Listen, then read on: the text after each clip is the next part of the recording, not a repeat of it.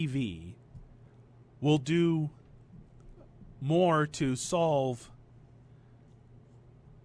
teenage pregnancy issues, unanticipated pregnancies, than anything else moving into the future. That was the tweet. And I can understand that's how she became known. You know, she's also done some sex tapes, or some things were released. She's wrote a book. I'm not really sure what she contributes to society. I'm not sure what kind of role model this person really is, but by all accounts, she appears to be a good mother. But I certainly disagree with this assessment. In society, ladies and gentlemen, we can't rely on reality TV to teach our children about these important life lessons. We gotta put more demands on the parents to be responsible parents. And those kinds of things snowball. You get one generation that screws up, they have kids, their kids are screwed up, then their kids are screwed up. It's a snowball effect. And at some point in time, it's got to stop. And we can't continue to look towards government or Hollywood or wherever. We have to look at ourselves. We have to look towards a church to help solve these serious societal problems that are out there, because they are out there. So we are tempted oftentimes to rely on athletes, celebrities, television, radio, whatever, to be a guide, a moral compass. And while I think the MTV show shed some light on some real-life stories and could be motivation towards people not to make these kinds of decisions that they may not be prepared to make or to be a part of or understand the consequences of, the real way that children in this country can be set on the straight and narrow and be productive citizens is by good, strong parents. They are the role models.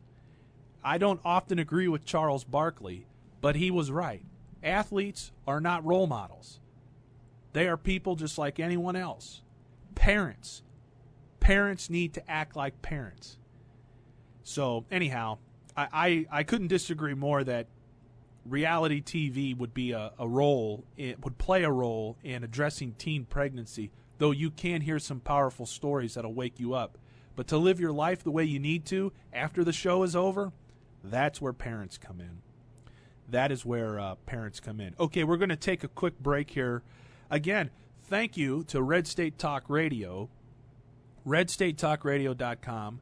We are back live, or back in the air with our podcast over there, and we're also heard on the 405 Radio Network. This is the Conservative Underground. I'm Doc Wythe. We're broadcasting from beautiful and picturesque yet cold Broadcast Park, perched high atop it all in the posh Studio A, broadcasting to you about all of the issues of the day in an unapologetic, true conservative approach. This broadcast is about personal freedom, individual liberty, limited government, conservative values, true and true. You're not going to hear me. I've been doing this podcast now since April of 2009. And might I add, we started out on Blog Talk Radio, and we're moving over to Spreaker, or I think it's called Spreaker, online as well, where we will produce our shows and have them available over there outside of the network. We also have a website, Conservative Underground 1776.blogspot.com, and the podcasts are available there for free while supplies last. And we also have blog posts and other things on that website as well. Don't forget Facebook and Twitter. That's the sound of the first break coming up. On the other side of the break, the political hot potato of the millennium, Chris Christie and Obama executive Red State orders. Talk Radio. What I remember most is the loneliness I felt, the separation from other people. At the end, drinking was no fun for me. Since I've started to attend AA meetings, the greatest gift is that I've become reconnected. I'm part of life again. I really like myself, and that's wonderful. AA is a miracle in my life. Alcoholics Anonymous. It works. Look us up. Check your phone book, newspaper, or AA.org. The warrior ethos states, I will never leave a fallen comrade. We have soldiers and family members in our formation that feel suicide is their best option. Every one of these individuals has a friend, battle buddy, or leader in a position to help. I need you all to get involved. There is no room for bystanders. We can't afford to lose members of our Army family to suicide. If you think suicide is a solution to your problems, ask to see someone immediately. There is no shame in asking for help. If you think someone is contemplating suicide, intervene. Every soldier is important to our Army. The strength of our nation is our Army. The strength of our Army is our soldiers. The strength of our soldiers is our families. And that is what makes us Army strong. You're listening to the Conservative Underground. Doc White here. Proud to be back on RedStateTalkRadio.com. And we're also broadcast over at the 405 Radio Network. And you can find us at conservativeunderground1776.blogspot.com. We'll be back with more. Today. Okay, what's on my list? Birthday present for Beth, stop at the electronics store, and then grab a quick bite. Did that guy leave his shopping bag? Looks like there's a package inside, covered in duct tape. Did he leave it on purpose? That can't be right. Excuse me, security? I just noticed that there's a shopping... We all play a role in keeping our communities safe. If you see something suspicious, say something to local authorities. If you see something, say something is used with permission by the New York MTA. Sigmund Freud might suggest that your aversion to vegetables stems from some early childhood trauma. You sputtered, my darling? Honestly, Fraser, you must be the last psychiatrist on Earth who hasn't abandoned Sigmund Freud's theories. What are you saying? Merely that his theories are outdated, sexist superstitions, unsupported by a shred of clinical evidence. You're drunk.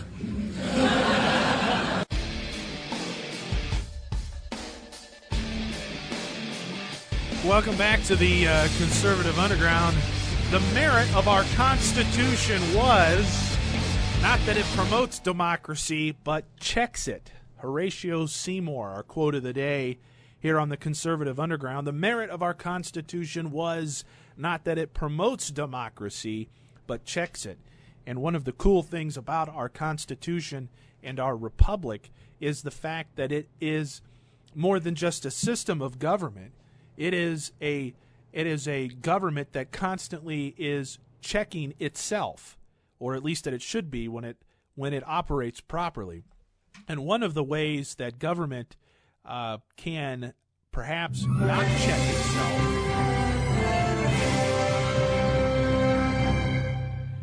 is in one of our big three stories, Obama's executive orders. Now, President Obama has been laying some tread into some powerful encroachment on the Constitution by an aggressive executive. We can see that in the way that they are dealing with Obamacare right now. I mean, I remember in high school being taught how a bill becomes a law, and that it has to work its way through the legislature, and that it has to pass both houses of Congress in the same way, and then the president signs it. And that's how a bill becomes a law. And if you want to change laws, you pass or propose and then pass additional bills. You just don't get to change it by executive order, which is really nothing more than the opinion of the president at a given point in time.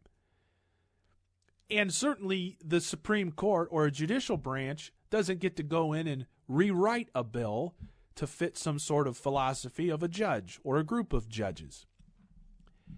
What also is crystal clear, or maybe it's not anymore in schools, maybe it's because of, I don't know, what's that thing that people are talking about big time here? It could be Common Core or something like that, yeah. Common Core.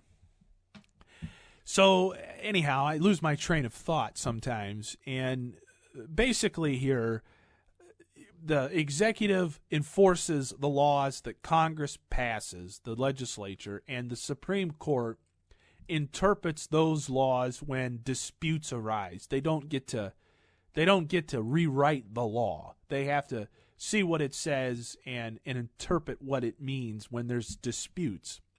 Well, under this administration, we have seen categorically